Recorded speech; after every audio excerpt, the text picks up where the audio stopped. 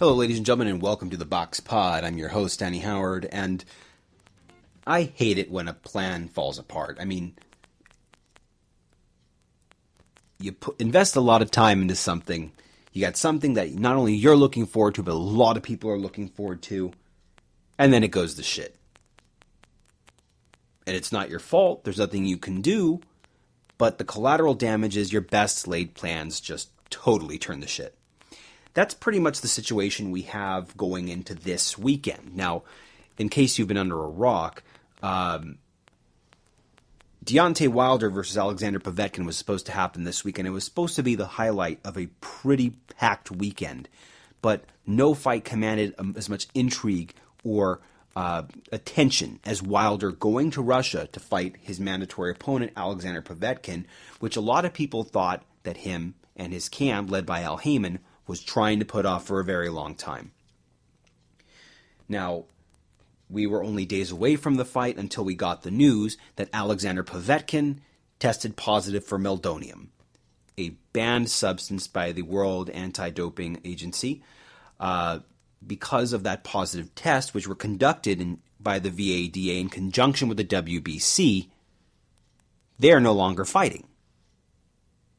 So, Deontay Wilder not only loses the biggest payday of his career and an opportunity to really validate himself to his doubters against the most established and potentially dangerous opponent. I mean, definitely the most dangerous opponent he's fought. I mean, let's face it, Deontay Wilder hasn't fought a real challenge since Vanes Martirosyan and since he won the title.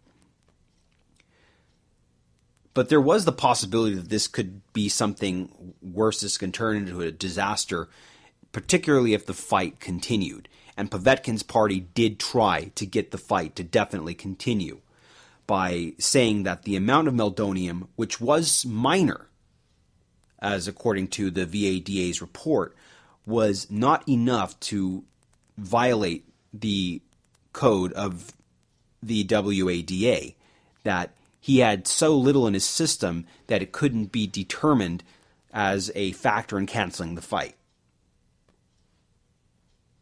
But then when you kind of figure that Povetkin tested negative 3 times prior to his positive test, it doesn't mean that it just happened to pop into his system. Povetkin tried to pull a fast one, but he failed. And because of that, even though the card will go on in Russia, headlined by Denis Lebedev, the fight's not going to happen. And that's a good thing. It's a good thing because the sport of boxing needs to grow up when it comes to PEDs. It's unfortunate when big fights get canceled, be it by injury or other circumstances, but if a fighter tests positive for a performance-enhancing drug, the fight shouldn't happen anyway. Boxing is too dangerous of a sport to just leave it to chance. And Wilder and Povetkin are two very heavy-handed fighters. With either one of them testing positive for steroids, it would have just boosted the potential for danger that both men are already facing. Now, I'm a little upset the fight's not happening, but I am happy the fight is not happening in lieu of the new results. Deontay Wilder misses a big opportunity, I feel. If he had beaten Povetkin, which I didn't think was a sure thing, and a lot of people didn't think so either, he really would have been able to erase the hate a bit. Because Povetkin was much better than anyone Wilder has fought, including Vanes Martirosyan. But that opportunity is not going to be presented to himself because Povetkin's a dirty fighter, and Wilder is smart enough to not take the fight under those circumstances. He turned away a big payday and a chance to validate himself. But he did the right thing. And a lot of fighters, given that same opportunity, would have tried to find a way to make it work. So I do give Alexander Povetkin a thumbs down. I used to be a fan of his. And really, this guy went on a monstrous tear after his fight with Vladimir Klitschko. He was just knocking the hell out of everybody. But looks like there's some juice in those juice in those boulders that he has in his hands. So, hopefully the WBC continues to stand by their protocols and will issue some kind of suspension to Povetkin, because I don't think the Russian Athletic Commission is going to do that. But I do think the WBC should suspend Povetkin. I think they will. And Deontay Wilder will be having to come back to the States to defend his title. Against who? Who knows? I can't blame them at this point if they just pick someone out of the blue, like, say, a Chris Arreola or whoever else. But Wilder is still going to be searching for that one opponent that is going to really determine if he is for real title or not. It was supposed to be Povetkin, but thankfully it's not, considering the circumstances.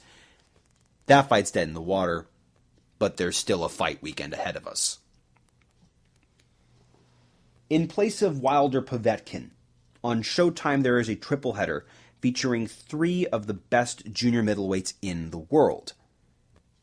The 3 junior middleweights in question are Erislandy Lara, Jermall Charlo, and his brother Jermell. They're going to be in pretty stiff opposition. And, Jermell and Jermall Charlo, these guys are really, really good. I've seen them live. I've seen them several times. These guys have what it takes to really, really be something special. Jermall already has a title. He did it by just walking right through Cornelius Bundridge. Jermell is showing that he has just as much class as his brother. He beat Vanes Martirosyan, who will be in the main event with Erislandy Lara, a rematch of their fight from 3 years ago. These guys both look like they have what it takes to be on top of the 154-pound division, and they're both in tough this weekend. Jermall will be defending his title against Austin Trout. Now, stay with me here. Jermell is going to be fighting for a vacant title against Julian Jackson. Not that Julian Jackson, but a younger, less refined Julian Jackson. And those 2 fights are going to be very, very good fights, and they're really going to show what this next generation of fighters can look like. These guys are great fighters, and they have the ability to really become something special should they continue to get promoted the right way and get the right exposure. This should be their card, but it's not. This card, unfortunately, is being main evented by Erislandy Lara. Now look, I'm a Cuban myself, and I love Cuban food. God knows the world loves Cuban women, and I am proud of my heritage. And anybody in the sport will tell you some of the best trained fighters in the world come from Cuba. Over the past couple of years, as more Cubans have attempted to flee the island prior to the embargo and relations between the United States and Cuba kind of fizzling over, we've seen some really good Cuban fighters. We've seen Yuriorkis Gamboa, who went on a tremendous tear at 122 and 126 pounds before he signed his career to the devil and threw everything away when he signed with 50 Cent. Luis Ortiz may potentially be the best heavyweight in the world, provided he gets the opportunity to fight another big heavyweight. I mean, he looks amazing. We have Lara, and then we also have Guillermo Rigondeaux, who was just recently reinstated as a WBA Jr featherweight champion. So, why is it a big deal that Lara is main eventing this weekend's triple header against Vanes Martirosyan? It's because Erislandy Lara is a boring fighter.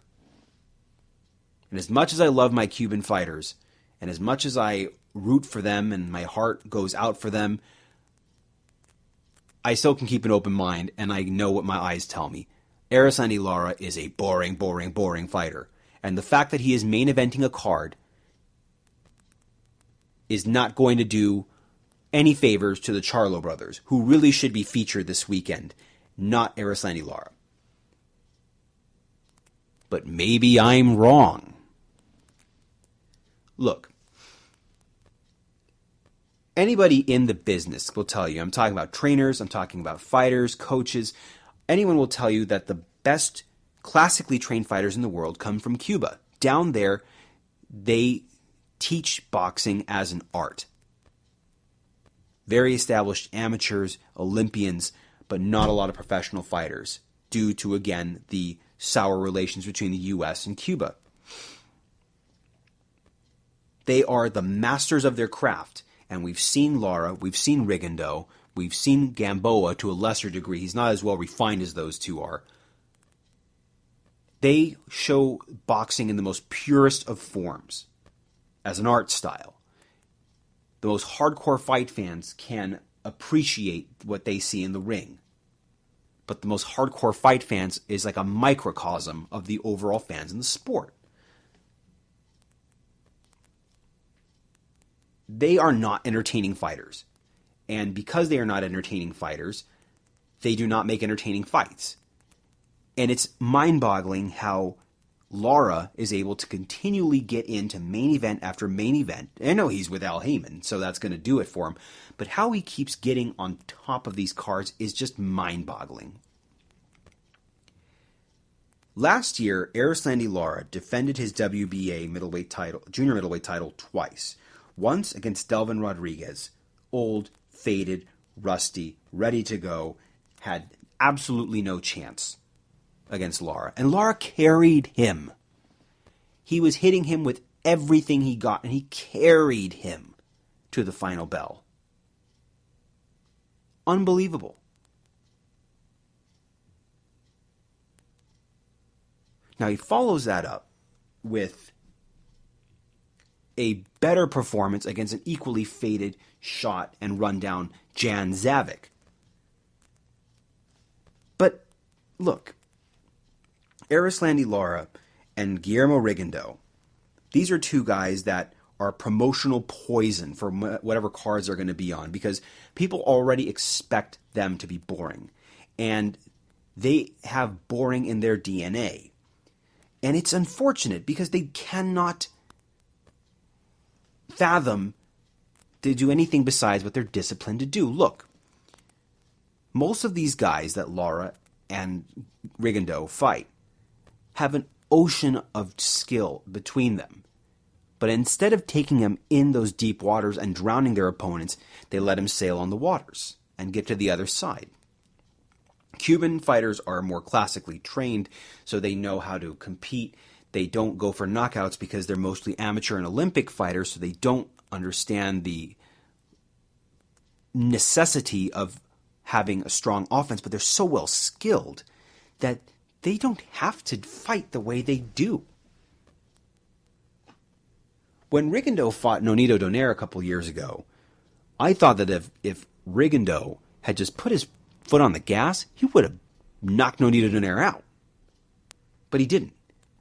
Donaire was so hopelessly outclassed by Rigondeuax.